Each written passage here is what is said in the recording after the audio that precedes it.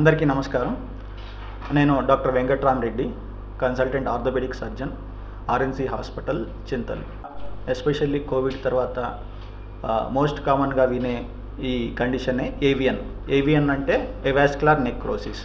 ఇది main hip జాయింట్లో వస్తుంది. దాన్ని ఎవాస్కులర్ నెక్రోసిస్ ఆఫ్ హిప్ అంటాం. సో ఇది ఏంటంటే ఎవాస్కులర్ నెక్రోసిస్ అంటే ఈ హిప్ జాయింట్లో మనకి ఈ బాల్ ఉంటుంది కదా, ఈ బాల్కి ఈ బ్లడ్ సప్లై తగ్గిపోయి అది కుళ్ళిపోవటాన్ని ఏవియన్ అంటాం. ఎవాస్కులర్ నెక్రోసిస్ అంటే బ్లడ్ సప్లై లేక కుళ్ళిపోవటాన్ని ఎవాస్కులర్ నెక్రోసిస్ అంటాం, ఏవియన్ అంటాం. అది దీనికి చాలా చాలా కాజెస్ ఉన్నాయి. మెయిన్ వచ్చేసి ఇది ఆ బ్లడ్ సప్లై ఎందుకు తగ్గుతుందంటే, ఒకటి ఏమైనా ట్రామా లైక్ ఏమైనా ఫ్రాక్చర్ అవ్వచ్చు, ఏమైనా డిస్లొకేషన్ అవ్వచ్చు, లేదంటే చాలా ఇంకా వేరే blood disorder condition like sickle cell anaemia, thalassaemia అంటాము. ఆ బ్లడ్ డిజార్డర్స్లో అవ్వచ్చు, లేకపోతే డైవింగ్ చేసేవాళ్ళు డీప్ డైవర్స్లో అవుతుందన్నమాట. సో దాన్ని డీకంప్రెషన్ సిక్నెస్ అంటాము. అది అవ్వచ్చు. లేదన్నా స్మోకింగ్, ఆల్కహాల్, ఈ హైపర్ కొలెస్ట్రాలిమీ అంటాం, అంటే కొలెస్ట్రాల్ ఎక్కువ ఉన్న వాళ్ళలో కూడా ఇది అవ్వచ్చు అనమాట. ఇలా చాలా రీజన్స్ ఉంటాయి. అండ్ కొన్నిసార్లు ఏ రీజన్ లేకుండా ఇడియోపాథిక్ అంటాం, ఏం రీజన్ లేకుండా కూడా అవ్వచ్చు. అండ్ మల్టీఫ్యాక్టోరియల్, ఇవన్నీ కలిపి కూడా అవ్వచ్చు. So these are the causes of AVN. వచ్చేసి ఫస్ట్ హిప్ జాయింట్ పెయిన్, ఇలా తుంటి భాగంలో పట్టేసిందని చెప్తారు, నొప్పి వస్తుంది, లేకపోతే పట్టేసిందని చెప్తారు. లేకపోతే ఇక్కడ వెనక భాగం ఈ బటక్స్ దగ్గర పట్టేసింది అంటారు. అప్పుడప్పుడు ఆ నొప్పి కింద మోకాలు దాకా వస్తుందని చెప్తారు అనమాట.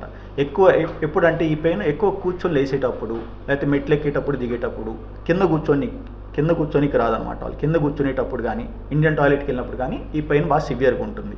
యాజ్ ద డిసీజ్ ప్రోగ్రెస్ ఆ పెయిన్ ఎక్కువ అవుతూ ఉంటుంది అనమాట. So these are the symptoms.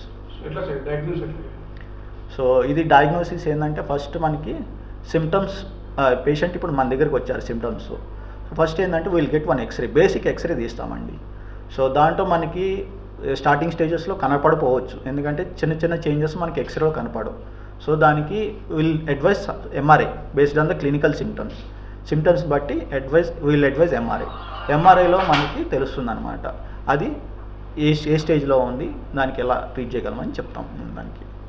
So treatment వచ్చేసి మనకి చాలా రకాల ట్రీట్మెంట్ ఉన్నాయి, non operative and operative. Non operative అంటే సర్జరీ లేకుండా ఫస్ట్ ఏంటంటే ట్యాబ్లెట్స్, పెయిన్ కిల్లర్స్ ఇస్తాము. తర్వాత బిస్ఫాస్ఫోనేట్స్ అంటాము. ఏదైతే ఆ కుళ్ళిపోవటం ఉంటుందో అది తగ్గించడానికి బిస్ఫాస్ఫోనేట్స్ అని ఉంటాయి, ఆ ట్యాబ్లెట్స్ పెడతాము. ఇన్ కేస్ కొలెస్ట్రాల్ ఎక్కువ ఉందంటే కొలెస్ట్రాల్ తగ్గించడానికి ట్యాబ్లెట్స్ పెడతాము. యాస్పిరిన్, రక్తం పలచబడే ట్యాబ్లెట్స్ పెడతాము. సో ఇవన్నీ పెడతాము.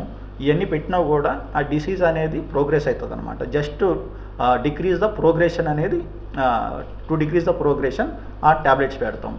సో మెయిన్ వచ్చేసి దీంట్లో స్టేజెస్ ఉంటాయండి. స్టేజ్ 1 నుంచి స్టేజ్ 4 వరకు. స్టేజ్ 1 వచ్చేసి వెరీ వెరీ మైల్డ్ చేంజెస్ ఉంటాయి, ఎక్స్రేలో కనపడదు, ఓన్లీ ఎంఆర్ఐలో కనిపిస్తుంది. సో ఆ స్టేజ్లో మనం ఈ